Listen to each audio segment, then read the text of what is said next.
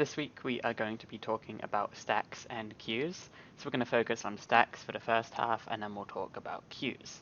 We are going to see how they work in Java and then we'll learn how to implement our own. So this is everything we're going to learn: stacks, queues, implementing them yourself, and some examples.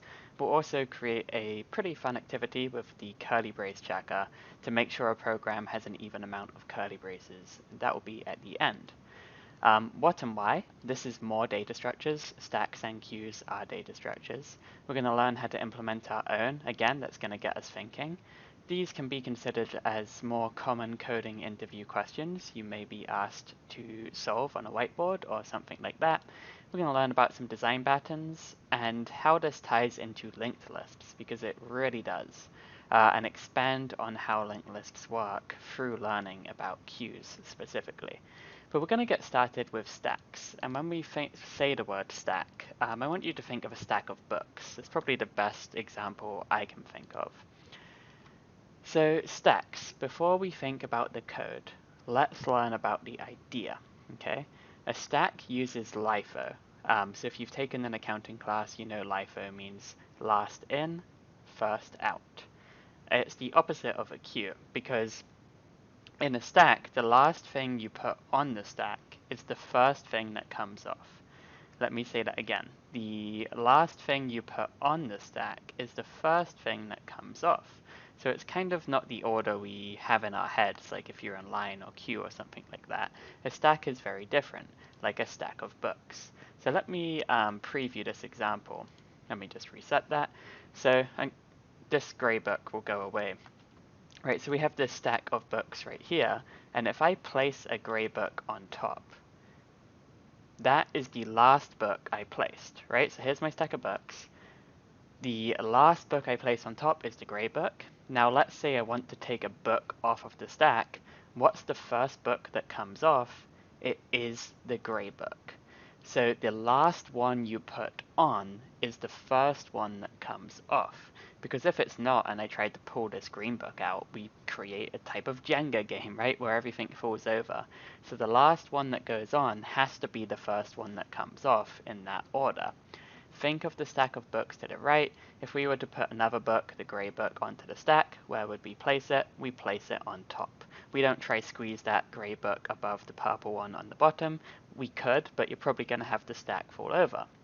The last book is placed is the first one taken away. Again, with this example, that is LIFO. Last in, first out.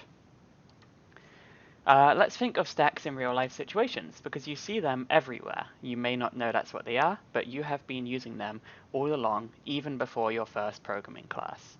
Stacks are used in real life situations and within software that you likely use every day. Taking a book off the top of a pile, stack. We've probably all done that at some point. Pressing the back button on a web browser to go to your previous, that's a stack. So you know when you go to a website and you press the back button right here, or you press forward, this is done using a stack. They're keeping track of your history with a stack. Not like a stack, it is literally a stack that they are using.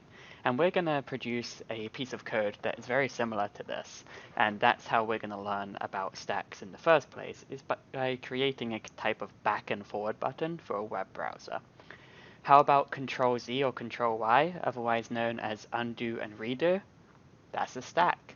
So how many times have you pressed Control Z when you've made a typo in your code, or the undo button?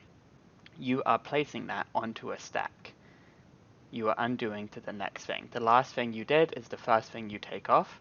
That is a stack. You're undoing your error, and it is being placed on the stack, or popped from the stack.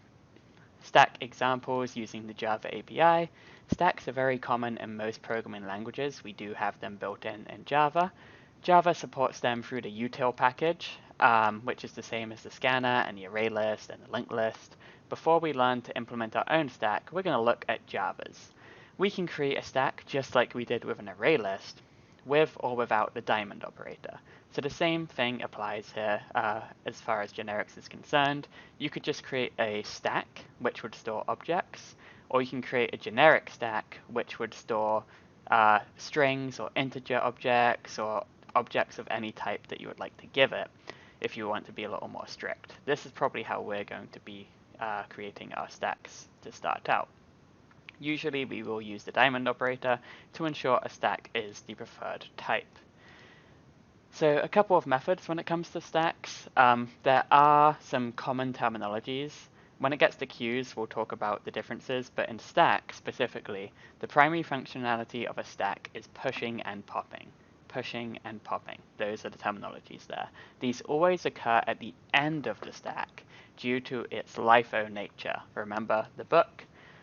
So a push and a pop always comes at the end of a stack. Push, or dot push, pushes an element onto the stack.